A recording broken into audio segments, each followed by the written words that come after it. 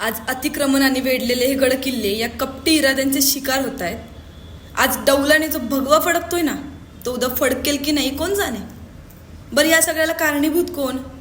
हे परकीय आक्रमकांच्या मनोवृत्तीने ग्रासलेले, स्वतःला टिप्पू सुलतान आणि औरंगजेबचे वंशज म्हणणारे, तरीही भारतीय होण्याची चेष्टा करणारे, की प्रत्येक वेळी स्वतःच्या स्वार्थासाठी, अस्तित्वासाठी नको त्यांचे तळवे चाटणारे आणि फक्त नावानेच स्वतःला हिंदू लावणारे, की भारतीय संस्कृतीशी काहीही संबंध नसणाऱ्या सर्व धर्मसमभावाच्या टिमक्या वाजवणारे काही गेंड्याच्या कातडीचे नेते. नाही, या गोष्टीला या तिघांमधलं कोणीच कारणीभूत नाहीये. या गोष्टीला कारणीभूत आहात ते तुम्ही, जे जागे असून झोपलेल्याचं सोंग करताय, जे जिवंत असून मेलेल्याचं सोंग करताय, जे छत्रपतींचे स्वतःला शिलेदार म्हणवताय, छत्रपतींनी दिलेल्या वचनाला जागत नाहीये, सगळं माहीत असून सुद्धा अजान बनताय, ज्यांना या स्वराज्याची दुर्दशा दिसत नाहीये.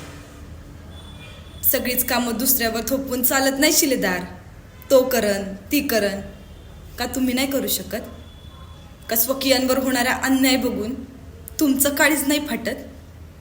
बाकीच्या कुणाचं तर माहीत नाही, पण आम्ही पाईक आहोत त्या शिवछत्रपतींच्या वचनांचे. तेच आमच्यासाठी ध्येय आहे, तेच आमच्यासाठी वचन आहे. महाराज म्हणले होते, सप्तगंगा सप्तसिंधू मुक्त करा, काशीचा श्री विश्वेश्वर सोडवा, कार्यात चुकूर होऊ नका.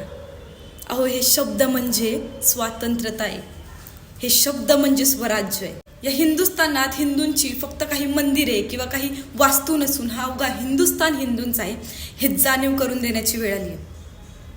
शिलेदारांनो, छत्रपतींच्या शब्दाला विसरू नका. हे आयुष्य त्यांचं देणे हे विसरू नका.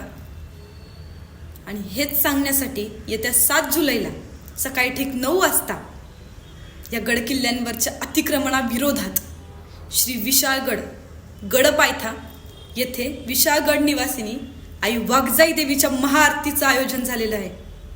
मोठ्या संख्येने सर्व हिंदू बांधवांनी आपली उपस्थिती तिथे दाखवायची आहे. ते जर स्वतःचं नसतानाही ते स्वतःचं असल्यासारखं मिरवू शकतात ना, मग आम्ही स्वतःचं असून सुद्धा ते सोडू असा विचार बी करू नका.